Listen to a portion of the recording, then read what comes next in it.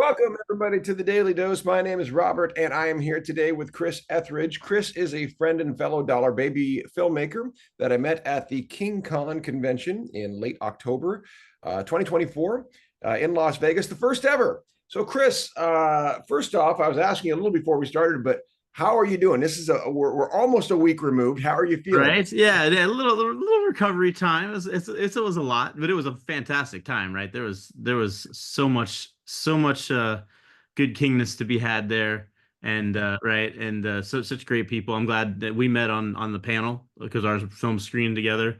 Yeah, it was really good time. I can't complain at all. I like the way you said the good kingness. Right? So your feeling going in, we know as Dollar Baby filmmakers, we're often, we are restricted as per contract as to Right. where we get to show.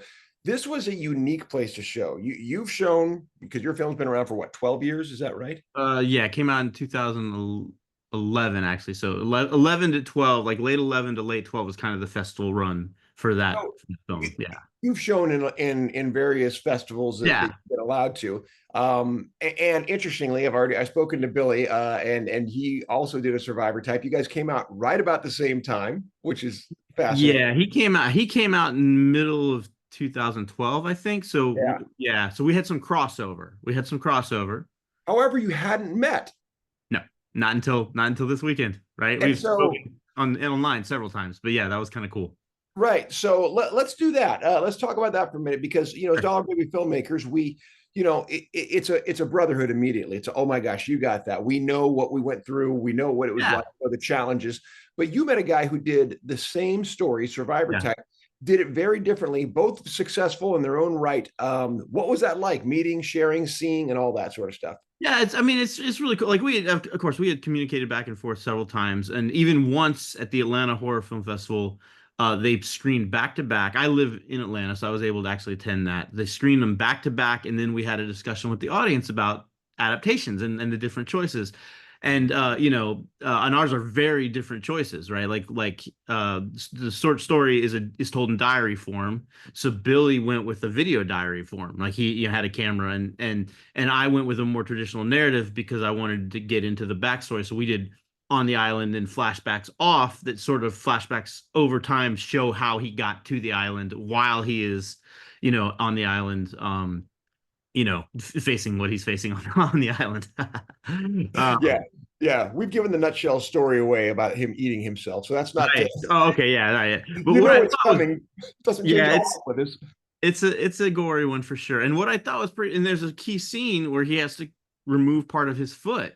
Oh yeah. And Billy at the panel that you guys were on told this story about how the problems and the you got one shot and all and literally with the exception of the bone, he had a bone in his leg that I didn't have, so we didn't have that problem. But other than that, I could have told the exact same story. Like I thought that was amazing. Is like literally the exact same challenge, the exact same need to like cut the prop at exactly the right place so the blood will come. Like I was like, this is how interesting this is that it really was the same challenges, even though we approached it differently. At the end of the day, the story had some key moments and those challenges were exactly the same. And we're both out on an island, or he's in thing, and we were on a peninsula in Florida, but same thing, right? You're out there with very little, like a lot of the challenges of being right by an ocean, all that stuff. Like it's all the same stuff. I find that so fascinating, right? That we went through at about the same time this very similar journey. And again, the idea that we get together and we get to see, even if we've done very different stories, like ours are very different and others are very different, there's still this kinship. And for me personally, the way that was handled, because sometimes you've been to enough festivals and you can see these things can get competitive and it can be about this Yeah. and the other. I felt none of that here. I felt just a total tightness between everybody and support for each other.